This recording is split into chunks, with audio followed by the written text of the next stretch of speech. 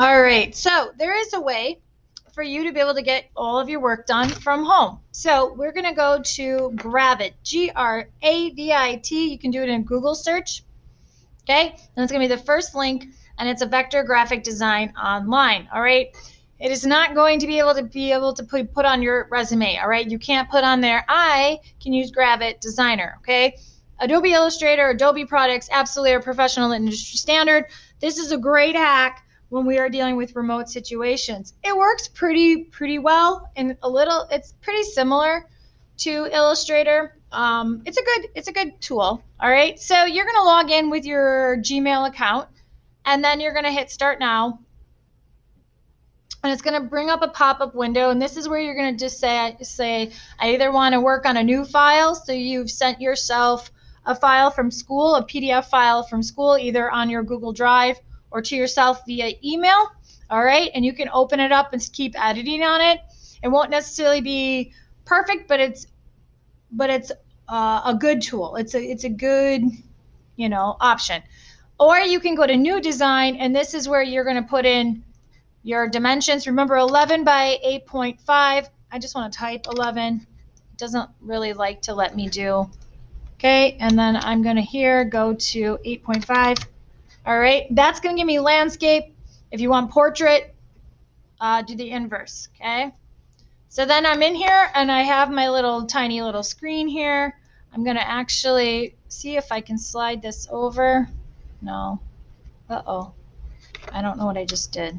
But I'll just hang on to my little move tool here with holding down Shift. There's no way I can make this smaller. That's awful. What about this one? I feel like they give you such a tiny little space. Anyway, all right. Shape tools are up here. There's your lines, rectangles, ellipses. Remember, you are drawing with geometric shapes. Do not draw with lines. You can't fill in lines. All right. You can fill in rectangles because they have volume. All right. So what I'm going to do is I'm going to click on rectangle. I'm going to go over here, and I'm going to draw it with maybe a color. Okay. And then I'm just going to go ahead, and there's my red. Okay. So I just keep doing that, and then if I want a different color, or maybe you just draw with no fill, maybe you go with no color, color fill, linear gradient, noise. I don't know how you do that. White maybe. All right. See, this is where I'm not a big fan. Hit the plus sign over here, and maybe you just want to draw all your shapes first with the rectangle tool. All right, and just have a little bit of a border on it. Okay, once again hitting the V, get the selection. All right, oops, sorry. All right, I don't know what I'm drawing right now. I'm just drawing a little door. Okay, and I want to center it, move it over, the little door. I don't know where it went, so I'm assuming I can right click. Yep, arrange, send to the back. There it is. And then this one's got to get sent to the back, and there we go. Now I can use the arrows on my keyboard, just like Illustrator.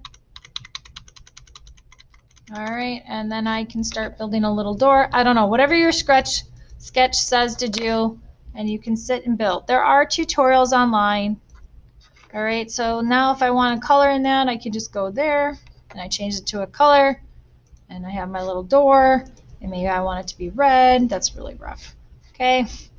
Yeah, so anywho, this is kind of nice. The corners right here, you can looks like you can round corners right here. That's neat that they have that little option. And then Control, let's see if I can hold down Alt. I do get 2. Okay, so that's the same as Illustrator too. Obviously, I don't really use this. All right, that's a little wonky.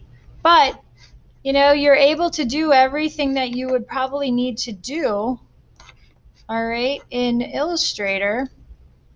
Right click. That's like a little temperamental. I wonder if I have to right click right on it. Position, transform, rotate. Oh, bring element forward, bring element back. Ah, you can just click on that to move things backwards too. Well, that was nifty. All right, so anywho, so there's all these little tools, and they're all here. Your text tool is there for when you need the text tool for the other assignments. And then when you're done, you're going to download the file and it exports it as a PDF, which is perfect. And that's what you submit into Google Classroom. All right. The biggest thing is that you need to look at your drawings and you need to draw your buildings or whatnot architecturally. If you look at the classroom Padlets, I think the board still has some in progress. I'll see if I can get posted. Maybe I'll see if I can get some posted. But all right, you're illustrating architecture. Have fun.